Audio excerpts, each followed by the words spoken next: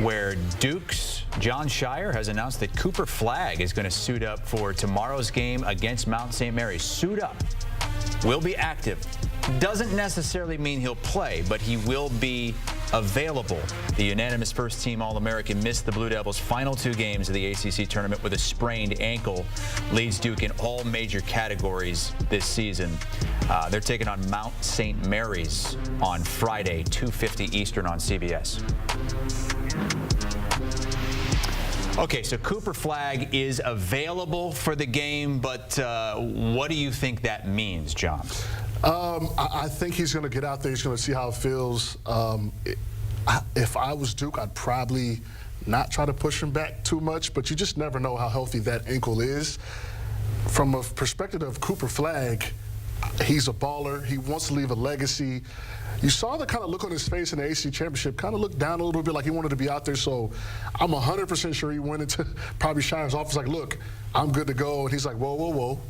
We understand, but let's take it slow. This is a long game, and I think they can get past their first opponent before they have to see Baylor, who I think is going to go advance to the next game.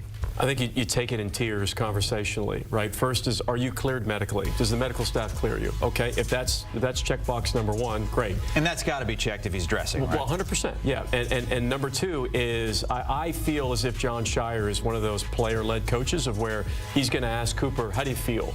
And I think right now we've seen throughout the season there's a big trust factor between Cooper Flagg and Jon Scheyer. If Cooper feels like he can get his ankle loose and ready, he's more than likely going to say, yeah, coach, I'd like to go.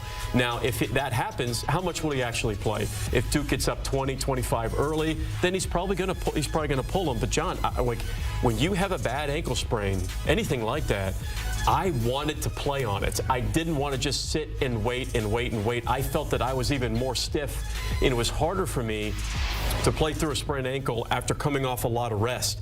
I knew going in it was going to be painful, and it was. But if I can get it loose, it's a little bit like that adrenaline Novocaine halfway through the season. If I can get it loose, I know it's going to hurt, but I know I can play. And you have to play through some pain with these ankle injuries, because when you get back rolling, it just hurts, right? But you flush it out, you play, get the blood flowing. I think he would be better at least getting a few minutes out there, running around.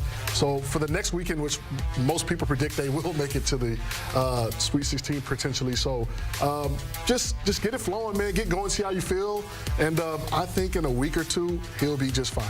So Duke playing tomorrow. Cooper Flagg is going to dress, is going to be active. They most certainly you'd think would win that game and then move on to face either Mississippi State or Baylor. John, you've said you think it's going to be Baylor. Mike, I've heard you say that you believe Duke has the most favorable region to get out of. Who in this region you think could give Duke the biggest problem? I think it's BYU or St. Mary's. And I'm saying that without I understand Alabama could absolutely be a problem with Duke. St. Mary's, if they get past, potentially Wisconsin or BYU, that's a really tough draw for Duke because of the way that they play defensively. And it doesn't matter who St. Mary's is playing. You will play at their tempo no matter what. That is Randy Bennett. It's one of the slowest tempo teams in the country. They have an efficient half-court offense. They're physical. They're big. They don't want to play fast. And they just force you to play at a slower tempo.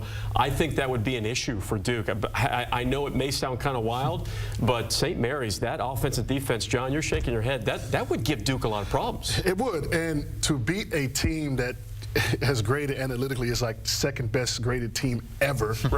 Right? You're going to have to lower the possessions.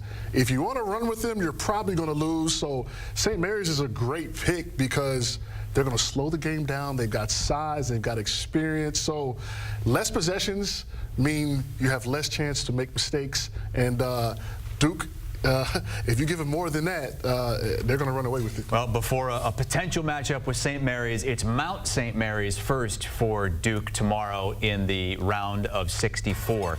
Eye on College Basketball podcast will keep you covered with everything going on injury-wise, tournament-wise, and even outside the tournament. There's a lot of coaching news that's going on right now. Matt Norlander and Gary Parrish will have you covered all week long.